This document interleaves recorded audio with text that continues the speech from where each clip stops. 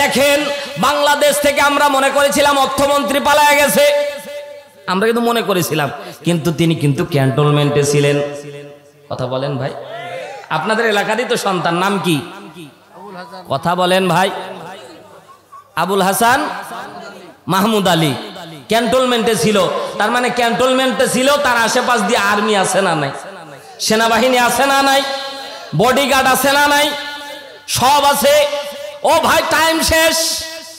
আল্লাহ তাআলা বলে, বান্দা অর্থমন্ত্রী হয়েছিল, সব অর্থের সম্পদ তোমারে আমি আল্লাহ তাআলা দান করেছিলাম, বান্দা অর্থমন্ত্রী হয়ে দুনিয়া চালায়াছিল, কিন্তু আল্লাহ তাআলা বলে টাইম শেষ, তো দুনিয়ার থেকে বিদায় নিয়ে চলে গেছে।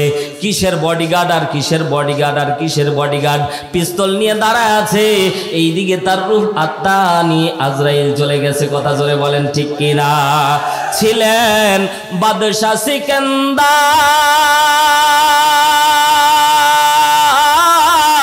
তার মতো কেউ ধনী ছিল না পৃথিবীতে আর, তিনিও একদিন চলে গেলেন, রেহাই পেলেন না।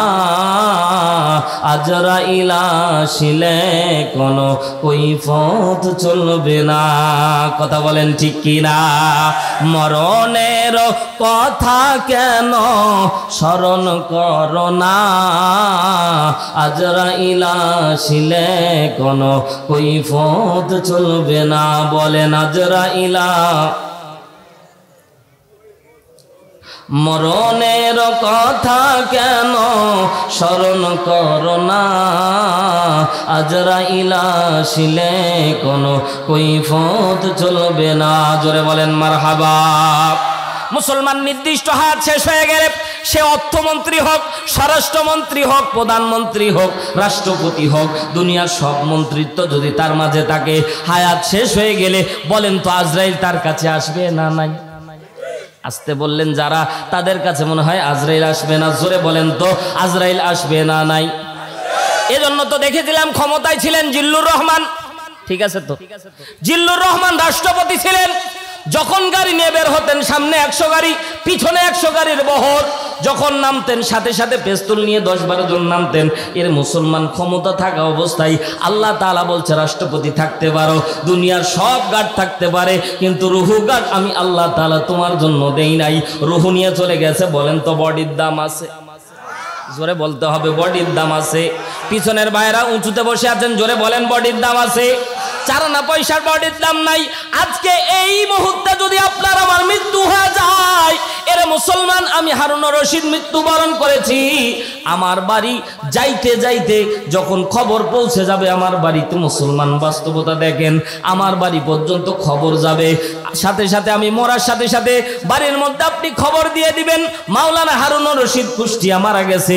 এর মুসলমান আমার লাশটা যাইতে মনে করেন 2 ঘন্টা বা 3 ঘন্টা বা 5 ঘন্টা সময় লাগবে।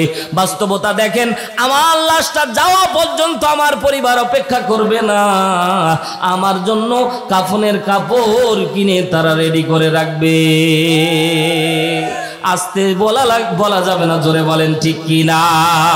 প্রাণ পাখি উড়ে যাবে পিঞ্জিরা ছেড়ে, ধরা ধামে সবই রবে তুমি যাবে চলে।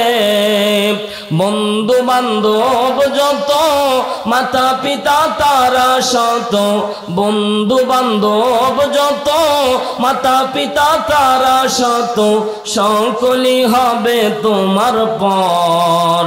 মন আমার কেন বান্দ দালান ঘর, একদিন মাটির ভিতরে হবে ঘর। মন আমার কেন বান্ধ দালান ঘর। কথা জোরে বলেন ঠিক কিনা? দেহ তোমার চর্মচর গলে পচে যাবে,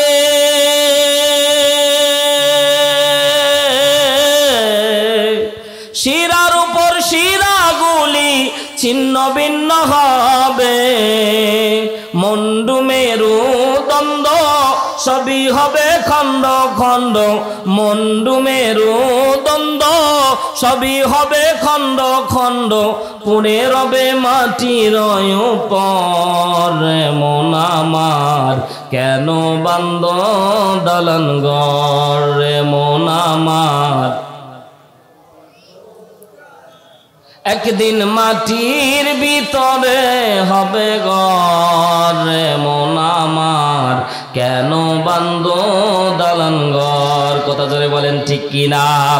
পর্দার আড়ালে মা বোন আছে, অনেক সাজসজ্জায় সাহিত্য কবি বলেন, যে রূপেরই গৌরবে সাজিয়াছ সাজ,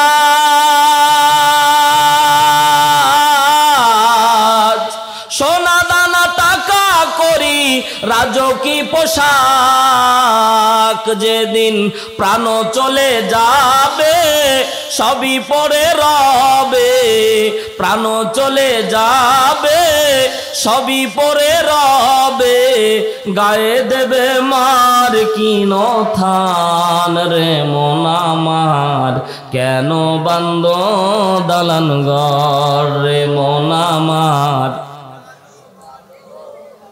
একদিন মাটির ভিতরে হবে ঘর। রে মন আমার কেন বান্দ দালান ঘর। কথা বলেন ঠিক কিনা?